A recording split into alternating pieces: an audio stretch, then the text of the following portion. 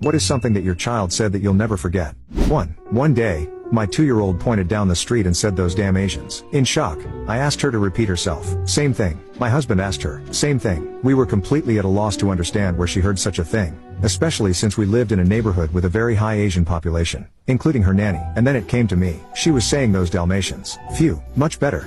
2. When my daughter was only 5, we were preparing Valentines for the children in her classroom. I picked one up and said, "Oh, give this one to Danny because I like him and he's just so cute." My daughter responded, "No mom, he doesn't like black people." My daughter is Korean and black. I am Korean. Danny is Korean. I had forgotten that a few months prior, Danny had proclaimed to the entire class that he doesn't like black people. The teacher was horrified and so were some of the kids. So when I went to pick my daughter up that day, many of the kids started yelling at me. Danny said he hates black people. Danny said he hates black people. The teacher pulled me aside and with red, embarrassed face, she explained to me what happened and that she spoke to Danny about how wrong it was, etc. I responded to my daughter, "Well, Danny is from Korea and he probably learned that from his parents because they don't have a lot of black people in Korea. Plus, he's only 5 and he doesn't know any better." Pause. She exclaimed, "Well, I'm only 5 and I know better." Yeah, from that point on, I stopped excusing racism.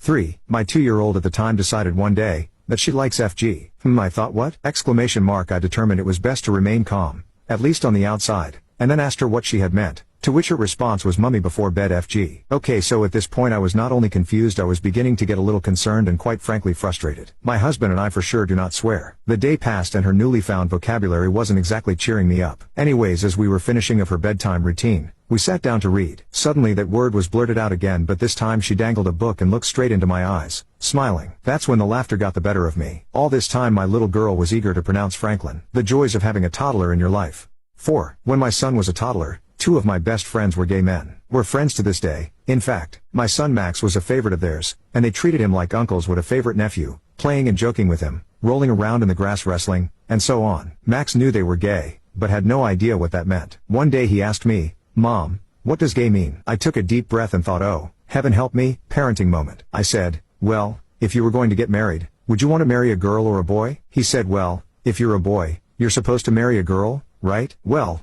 most boys do, but if you're gay, you'd rather marry a boy. "Oh," he said. Okay, of course, this wasn't the whole story, but you don't always tell the whole story to a 5-year-old. Thankfully, though, this answer seemed to satisfy him. So a few weeks go by, and one day we're on the city bus, going downtown. We would get off near his daycare center, and I'd take him to daycare, then walk the rest of the way to work. So, we're sitting there, riding downtown, and the lady across the aisle leans forward to talk to Max. He was very cute, of course. What 5-year-old isn't? She asks him all kinds of corny questions. How old are you? Do you go to school? Do you have sisters and brothers? And on and on. Then she asks, "Do you have a girlfriend?" And he says, clearly and distinctly in a voice the entire